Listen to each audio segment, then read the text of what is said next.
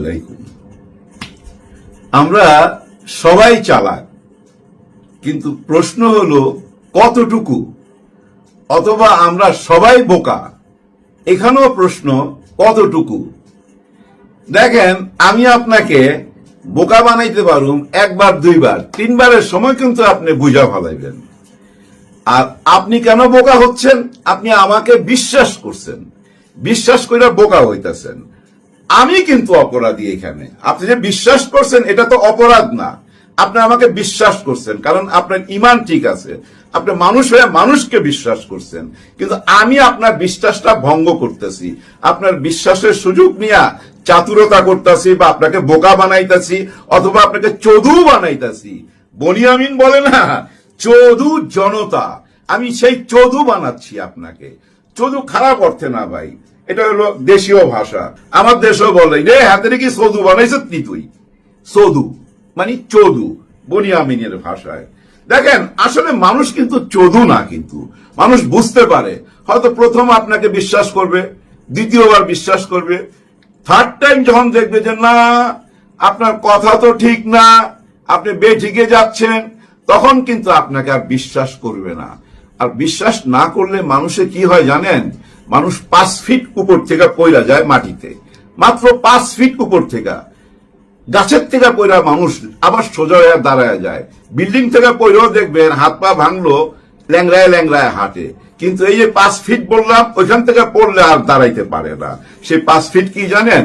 মানুষের হাইটের এই যে চোখটা, চোখ থেকে মাটি পর্যন্ত ধরে নেন গড়পড়তা 5 ফিট। এই চোখ থেকে যদি পইরা যায়, এই মন থেকে, মন কিন্তু 4 ফিটের জায়গা, এই মন থেকে মানে এই 4 ফিট থেকে যদি পইরা যান, আর কোনোদিন উঠা দাঁড়াইতে পারবেন না। কার কাছে? ওই মানুষটির কাছে। ওই মানুষটির কাছে আপনি সারা জীবনের জন্য একটা ঘৃণার পাত্র। হ্যাঁ, ঘৃণার পাত্র। আর ঘৃণা নিয়ে আপনি একই ছাদের নিচে বসবাস করতে পারবেন না। তার চেয়ে বরঞ্চ দোজকে যায় থাকা ভালো। দোজকখানা হয়ে যায় তো ওই সংসার, যে সংসারের মধ্যে বিশ্বাস হারায়া যায়, যে সংসারের মধ্যে একজনের প্রতি আরেকজনের ঘৃণা থাকে। টিকে না ভাই, সেই সংসার টিকে না।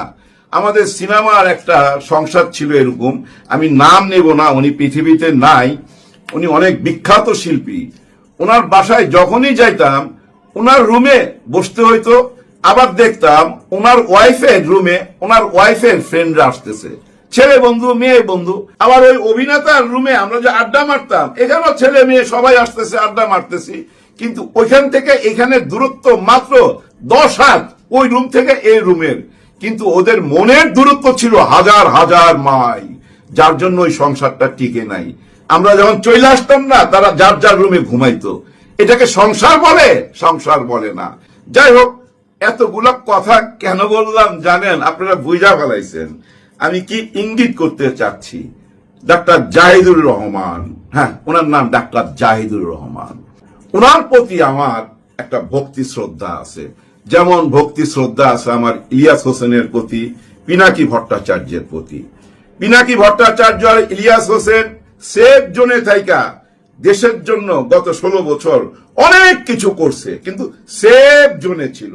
আর ডাক্তার জাহিদুর রহমান দেশের ভিতরে ছিল ভাই, এই দেশের ভিতরে অনেক রিস্কে ছিল, অনেক প্রতিবাদ করছে ফ্যাসিস্ট সরকারের বিরুদ্ধে। ওনার বলিষ্ঠ কণ্ঠ যদি আপনারা শুনতে চান, ওনার অতীতের ভিডিওগুলা দেখেন। আওয়ামী লীগের আমলেই দেশের ভিতরে থাইকা উনি এইসব বক্তব্য যে দিত না, আমি ভয় পাইতাম, আমি আসলেই ভয় পাইতাম। আমি একবার একজন অবসরপ্রাপ্ত এক ডিআইজি সাহেবকে, উনি আমার খুব কাছের মানুষ, ওনাকে জিজ্ঞেস করছিলাম যে আচ্ছা উনি কি দেশের বাইরে? কারণ আমার বিশ্বাস হইতো না ডাক্তার জাহিদুর রহমান এই দেশে থাইকা আওয়ামী লীগের সমালোচনা করত, শেখ হাসিনা সমালোচনা করতো ভাই, যার জন্য আমি বলছি উনি কি দেশে না দেশের বাইরে। তারপর ওই ডিআইজি সাহেব জানাইলো আমাকে যে না উনি দেশের ভিতরে। চিন্তা করেন ওনার সাহসটা, কলিজা আছে ভাই। আর ওই কলিজাটা এখন জয়লা পুরা ছাই হয়ে যাইতেছে উনার। হ্যাঁ, উনার কলিজা জ্বলতেছে, শুধু তার জ্বলতেছে না, আনা নাসরিন ওনার কলিজাটাও তো জয়লা পুরা ছাই হয়ে যাইতেছে ভাই। পরকিয়া প্রেমে যদি পড়ে কেউ, হ্যাঁ দেখেন যৌন জেলাস খুব খারাপ জিনিস তো ভাই। এই যে আনা নাসরিনের কাছে এটা একটা পুরো যৌন জেলাস না, যে তার হাজবেন্ড অন্য একজন নারীর সঙ্গে খোলামেলা, বুঝেনি তো, তখন কলিজার ভিতরে কেমন লাগবে একবার ভাবেন তো। আপনি নিজে চিন্তা করেন যে আমার প্রেমিকা একজনের সাথে এরকম, বা আমার স্ত্রী আরেকজনের সাথে এরকম, বা আপনি নারী হয়ে চিন্তা করেন যে আমার হাজবেন্ড আরেকজনের সাথে, ভিতরে লাগবে না ভাই? এই জন্য বলছি কলিজা পুরা ছাই হয়ে যাইতেছে। দেখেন অনেকে এসব বলে যে এটা ওনাদের ব্যক্তিগত ব্যাপার, এটা নিয়ে কেন নাক ঘামান। আমি ভাই নিজেই বলি কারো ব্যক্তিগত ব্যাপারে নাক গলানো একদমই উচিত না। আমার ভিডিও যারা দেখছেন আমি এই কথাটা বহুবার বলছি যে আত্মীয় স্বজন বন্ধু বান্ধবের মধ্যে যদি কোনো পারিবারিক দ্বন্দ্ব হয় ওর মধ্যে কখনোই যাবেন না। গেলেই আপনি বিপদে পড়বেন এবং আপনিই পরে কলঙ্কিত হবেন, আপনাকেই দোষী করা হবে। এই কথাটা আমি কিন্তু বলি মাঝে মাঝে। কিন্তু ব্যক্তিগত ব্যাপার তো সেইটাই যেটা ব্যক্তি আর ব্যক্তির মধ্যে সীমাবদ্ধ থাকবে। কিন্তু কোন ব্যক্তি এসে যদি সোশ্যাল মিডিয়া এটা প্রচার করে, তার নিজের ঘরের খবর বাইরে দিয়ে দেয়, তখন তার এটা ব্যক্তিগত হয় না, এটা ব্যক্তির মধ্যে ছড়ায়া যায়। তো যার জন্য অন্যরা এসে এটা নিয়ে কথা বলে। দেখেন আজকে এই জাহিদ সাহেবের সংসারের সাথে জড়ায় গেল ইলিয়াস হোসেন সাহেবও, ওনাকেও জড়ায় ফেলছে, একটা মামলা করতে গেছে। কতটা দুঃখজনক দেখেন, এই জাহিদ সাহেব, ইলিয়াস হোসেন, পিনাকি ভট্টাচার্য একটা নতুন দেশের জন্য কি লড়াইটা না করছে। 15-16 মাসেই দেখেন কতটা বদলে গেল। সেই যোদ্ধার নামে মামলা করতে গেল, আরেক যোদ্ধার ওয়াইফ মানে আনা নাসরিন মামলা করতে গেছে বা করছে, এরকম একটা কিছু। এটা নিয়ে ইলিয়াস হোসেন সাহেব বলছে সাবধান, কর্ম চলতেছে, মানে ভিডিও বানাইতেছে, একেবারেই ল্যাংটা কইরা ছাইরা দিবে। হ্যাঁ, উনি খুব জেদি লোক, তো রাগী লোক। আর রাগ করবে না কেন ভাই?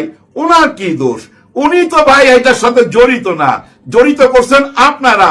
আনা নাসরিন, আপনার প্রতি আমার অনেক শ্রদ্ধা রেখেই কথা বলতেছি। শুনছি আপনি আবার শর্ট ফিল্মের সাথেও জড়িত ছিলেন, আমাদের মিডিয়া তো জড়িত ছিলেন। যাই হোক, যেভাবেই থাকেন, আমি জানি আপনি এই মুহূর্তে ভালো নাই, আপনি অনেকদিন যাবতই এলোমেলো। এই ঘটনাটা কিন্তু এই 2-3 সপ্তাহ বা 2-3-4 মাসের না ভাই, 2-3-4 বছরের ঘটনা, অনেক পুরনো ঘটনা এটা। কিন্তু জাহিদ সাহেবের এই সংসারের ঘটনাগুলা বুঝছেন, শুধু ওনাদের মধ্যে সীমাবদ্ধ প্রথম ছিল না, দুই পরিবারকে এটা ছুঁয়ে গেছে ভাই।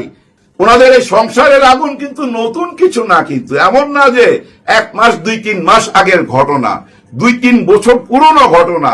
তার মানে কতদিন যাবত এই আগুনে পুড়তেছে, খেয়াল করছেন? দেখেন জাহিদ সাহেবের শ্বশুরও হার্ট অ্যাটাক হয়ে হাসপাতালে যাইতে হয়েছে এই ঘটনা শোনার পর। এই ঘটনা সবাই জানা গেছেন, এই ঘটনা এখন আর খুলে বলার কিছু নাই, খুলে বলতো ভালো লাগতেছে না। তারপরও বলবো, হায় হায়, এই মুহূর্তে স্বামী ওসমান থাকলে ভালো হইতো। হ্যাঁ, উনার বড় ভাই যার সাথে ঘটনা, ওনার বড় ভাই স্বামী ওসমান থাকলে ভালো হইতো। হ্যাঁ, রুমিন ফারহানাকে বিয়ের একটা ব্যবস্থা করতে পারতো।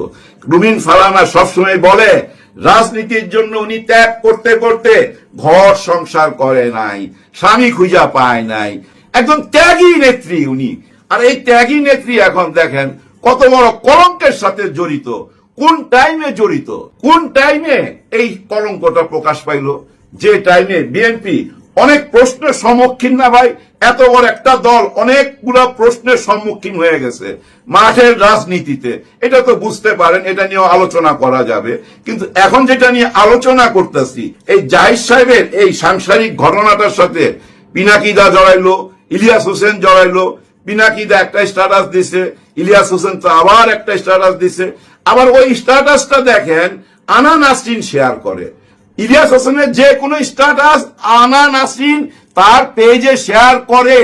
তার মানে কি, এই আনা নাসরিন যে কোনো সাংবাদিকের মাধ্যমে হয়তোবা ইলিয়াস হোসেনের সঙ্গে যোগাযোগ করছে, কারণ উনার ওই মনের ক্ষোভগুলা, জ্বালাগুলা হয়তো প্রকাশ করতে পারতেছে না। উনার হাজবেন্ড উনাকে পাগল বানাইবার জন্য উনার বোনদেরকে, উনার ভাইদেরকে বলতেছে তার মানসিক চিকিৎসা করতে হবে, তার মানসিক প্রবলেম। সে আবুল তাবুল বকে। আবুল তাবুল বকে মানে ওই যে লিঙ্ক আছে যে একটা, ওই লিঙ্ক নিয়ে স্বামীকে যখনই প্রশ্ন করে তখনই স্বামী মাথা গরম হয়ে যায়। তো উত্তর দিব কি? কিন্তু উত্তর একটা আদায় করছে, বুঝাই যায়। নাইলে উনি এই কথা কেন বলবেন? কি কথা বলছে? যে আমার স্বামীকে ব্ল্যাকমেইল কইরা কেউ একজন তার বয়ান প্রকাশ করতেছে তার মাধ্যমে, মানে তাকে শিখাইয়া দেয় এইটা বলতে হবে। এই ধরেন আমি বিএনপিকে ভালোবাসি এটা বলতে হবে, আমি জামাত ইসলামকে ঘৃণা করি এটা বলতে হবে, আমি ইসলাম মানি না এটা বলতে হবে। আমার স্বামীকে দিয়ে এগুলো বলাইবার চেষ্টা করা হচ্ছে। মানে উনি এরকম কিছুই তো বুঝাইছে, তাই না? আর জাহিদ ইসলাম ওনার বউরে কি বুঝাইছে, যে আমার ইয়াংকালের অনেক আগের বান্ধবীর সাথে একটু টেম্পো চালাইছিলাম, ওই টেম্পোর ভিডিওটা আছে একজন নেত্রীর কাছে বা কারো কাছে, এরকম বুঝাইছে। আমাকে সে ব্ল্যাকমেইল করতেছে। তাহলে এখন আনা নাসরিনের কি করা উচিত ছিল? সরাসরি চলে যাওয়া উচিত ছিল থানায় যাওয়া উচিত ছিল না ভাই? আইনের আশ্রয় নেওয়া উচিত ছিল না? যে আমার হাজবেন্ডের যদি কিছু থাকে সেটা আমি মাইনা নেব, ওই কষ্ট আমার, উনার এটা অতীতের ব্যাপার, উনাকে ব্ল্যাকমেইল করা হচ্ছে, আইনের আশ্রয় নেওয়া উচিত ছিল। কিন্তু আইনের আশ্রয় উনি নেয় নাই। কিন্তু উনি ওই পথে যান নাই। উনি কোন পথে গেলেন? ভয়াবহ এক পথে চলে গেল। ইলিয়াস হোসেনকে জড়াইয়া দিল। ইলিয়াস হোসেনের নামে মামলা করবে। তার নামে মামলা তার বউ করতেছে, যে জুলাই গণ অভ্যুত্থানের সাথে জড়িত ছিল, হাসিনা সরকারের বিপক্ষে যে কাজ করছে জায়েদ, তার বউ মামলা করতে যাচ্ছে জুলাই গণ অভ্যুত্থানের আরেক সৈনিক ইলিয়াস হোসেনের বিরুদ্ধে। ব্যাপারটা কোন পর্যায়ে নিয়ে ঠেকাইছে? আবার দেখেন পিনাকি ভট্টাচার্যের একটা ভিডিও এই দেশে নাকি দেখা যাচ্ছে না, ওই দেখার রাস্তা বন্ধ করে দিছে। এখন ভিপিএন দিয়ে দেখতে হবে। পিনাকি ভট্টাচার্য এটা নিজেই পোস্ট করছে। কারা বন্ধ করলো? হায় হায়, কোন অবস্থায় নিয়ে ঠেকাইছে জুলাই নায়কদেরকে। দেখেন নায়করা এখন ভিলেন হয়ে যাচ্ছে। সময় বদলায়, আমরাও বদলায় যাই। একদিন আমিও ভিলেন হয়ে যাইতে চাই। হ্যাঁ, আমিও ভিলেনের পথে যাব ভাই। বাংলাদেশের মানুষ চোদু না। কে কোথা থেকে কি খেলতেছেন এটা আমরা খুব ভালো বুঝি। চোদু মনে করার কোনো কারণ নাই ভাই, কোনো কারণ নাই। যাই হোক, এবার অন্য কথায় এসে ভিডিওটা শেষ করে দেই।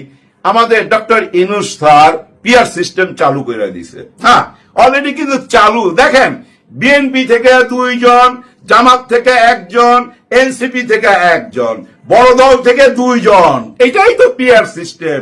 বিদেশ চলে গেছে। কোথায় নিয়ে গেছে? জাতিসংঘের একটা সমাবেশে। কেন নিয়ে গেছে?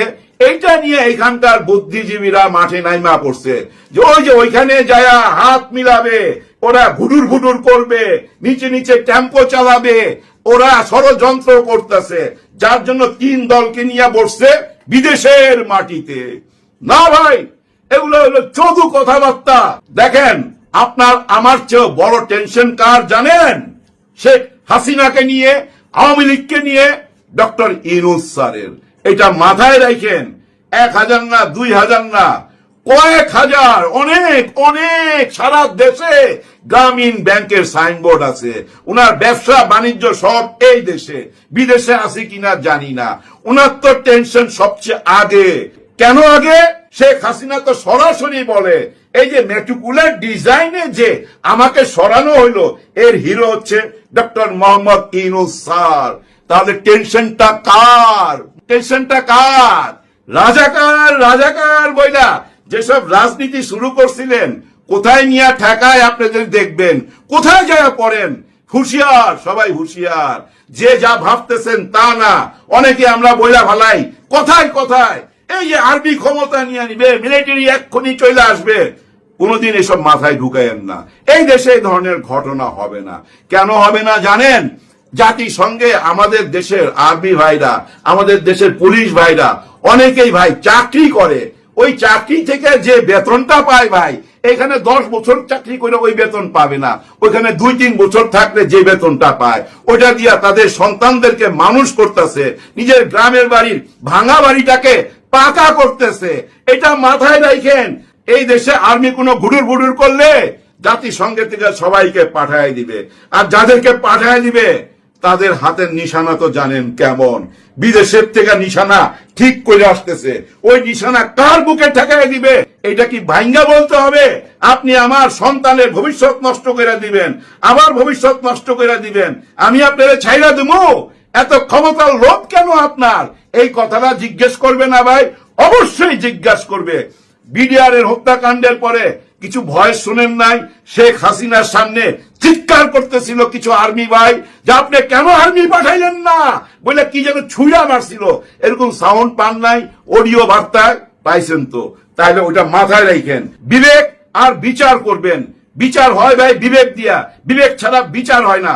ওই বিবেককে জাগ্রত করতে হবে, বিবেক দিয়া ভাবতে হবে সবকিছু। বিদায় নেবার আগে শুধু এইটুক বলবো, আজকে খুব মিস করতেছি নারায়ণগঞ্জের শামীম ওসমান সাহেবকে। শামীম ওসমান সাহেব থাকলে হয়তো ওনাকে বলতাম যে ভাইয়া আপনার বোনটাকে বিয়ে দেন। উনি তো ভাই রাজনীতির জন্য সংসার করে নাই, স্বামীর সংসারে যায় নাই, ত্যাগী নেত্রী। এই ত্যাগী নেত্রীকে তাড়াতাড়ি বিয়ের ব্যবস্থা করেন। আচ্ছা, বিএনপির মধ্যেও তো ওনার ভক্ত আছে, ভাই ব্রাদার আছে না, আপনারা ওনার বিয়ের ব্যবস্থা করেন। কারণ এইভাবে ওনাকে ছাড়া গরুর মতো রাখলে আপনার দলের বদনাম হবে। যেমন বদনাম হয়ে গেল আজকে জাহিদ ইসলামের মতো একজন ব্যক্তির, যেমন বদনাম হয়ে গেল আনা নাসরিনের, এবং এই বদনামের সাথে জড়িত হয়ে গেল ইলিয়াস হোসেন, পিনাকি, আমি, অনেকেই। চিন্তা করেন কোথার থেকে শুরু আর কোথায় যায় শেষ। কিন্তু এই শেষটা জানলো, এই দেশের শেষটা কিন্তু আমরা জানি না। কিন্তু মাথায় রাখবেন অশুভ কিছু হবে না।